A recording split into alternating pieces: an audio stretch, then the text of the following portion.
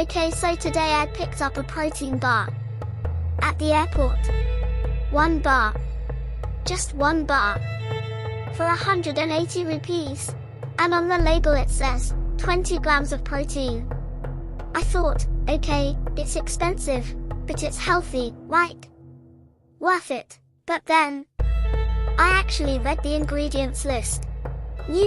What even is this? Maltitol. Hydrolyzed collagen.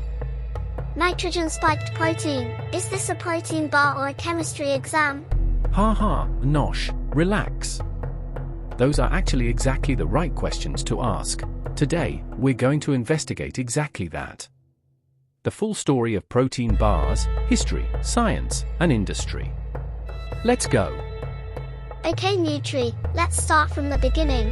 When did protein bars even become a thing? I always assumed it was some 2010s fitness trend, honestly. Actually Nosh, it goes much further back than that. The story of protein bars starts with the military. Back in the 1940s, the American military developed high-calorie, non-perishable ration bars for soldiers. Right, survival was slightly more important than taste. Soldiers needed portable energy that wouldn't spoil. Taste? Absolutely zero priority.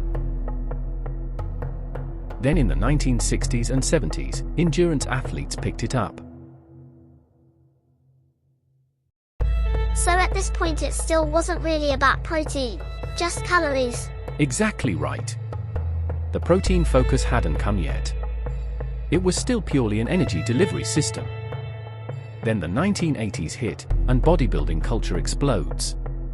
Suddenly, protein is everything. And something else happened, whey protein, which was previously just a dairy industry byproduct. Wait, waste? Like, cheese waste? The dairy industry used to literally discard it, or use it as animal feed. Bodybuilders discovered it was incredibly high-quality protein, and an entire industry was born. And in India, post-2015, everyone started eating protein bars. It stopped being athlete food. It became a healthy snack. And that's kind of where the problem starts, isn't it? Smart question. When something moves from niche to mass market, the formulation usually changes too. And that's exactly what we're going to look at next.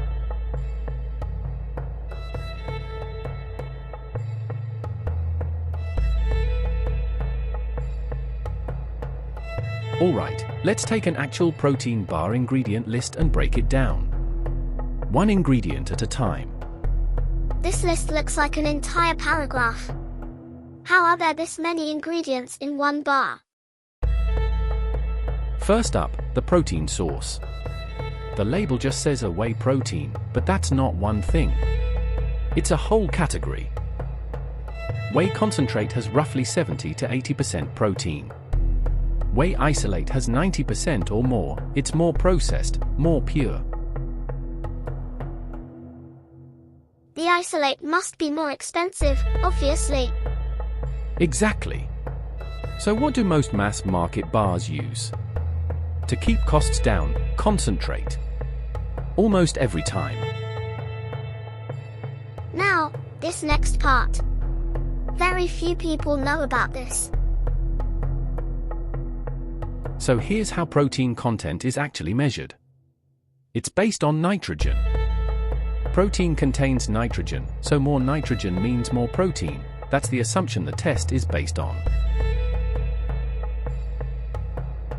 Some manufacturers add cheap amino acids, taurine, glycine, creatine. These also contain nitrogen.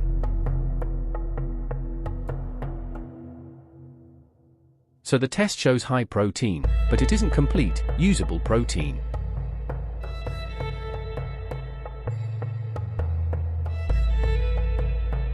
That means they're cheating.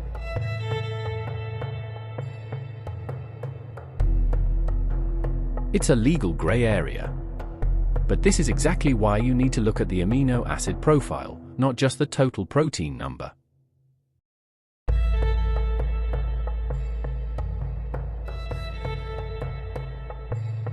No added sugar doesn't actually mean no sugar impact. Seriously?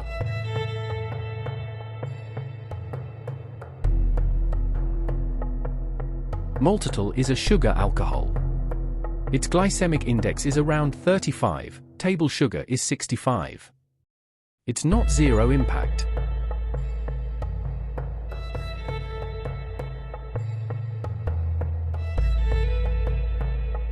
That's literally why I sometimes feel off after eating a bar. To hold the bar together, manufacturers use binding syrups, tapioca, brown rice syrup, and glycerine, which is in almost every single bar. Glycerine, isn't that what's in soap? Same compound, completely different grade.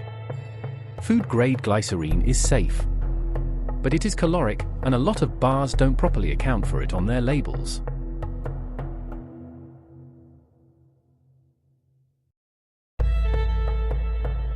And in natural flavors, this is a broad category. The exact composition doesn't have to be disclosed. So we're essentially trusting them without knowing exactly what's in there. In most cases, yes, it's safe. But as a consumer, or as an entrepreneur, understanding where that transparency gap exists matters. Now we go somewhere most food content doesn't go, inside the industry. That 180 rupee bar you bought at the airport, let's actually break down where that money goes. Raw materials, the actual ingredients in the bar, account for roughly 25 to 35% of the cost. Manufacturing, packaging, marketing, distribution, that's where the rest goes. And airport channels carry some of the highest distribution costs of any retail format.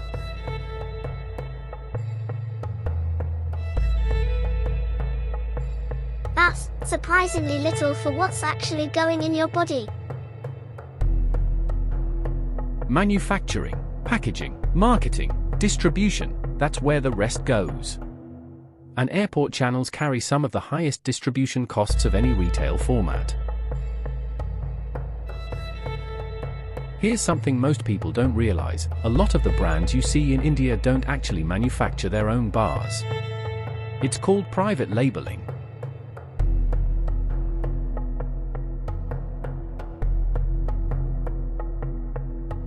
So the same bar could be sold under two different brand names at completely different prices. Exactly.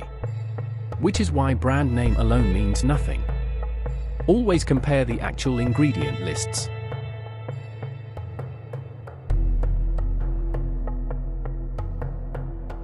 Under FSSAI regulations, a high-protein claim is only permitted when at least 20% of the product's energy comes from protein.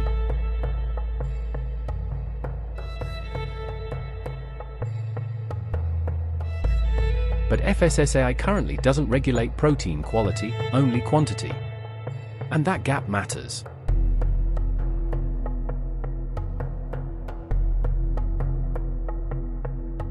Okay. If I'm a food entrepreneur thinking about launching a protein bar in India right now, what actually matters?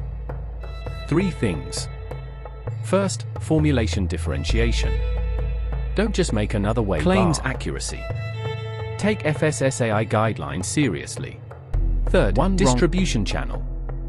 Gyms and airports are completely saturated. D2C, corporate wellness programs, institutional channels, okay. These are genuinely underexplored. So, that 180 rupee bar. I bought it. I ate it. What do I actually think now? Here's the honest verdict, Nosh. That bar, it wasn't bad. The 20-gram protein claim could be completely genuine. But it did contain maltitol, so if you're gut sensitive, there are better options out there. The amino acid profile wasn't visible, so we can't rule out nitrogen spiking. If you genuinely needed protein and had no other option, yes, eat it. But consciously. Read the label first.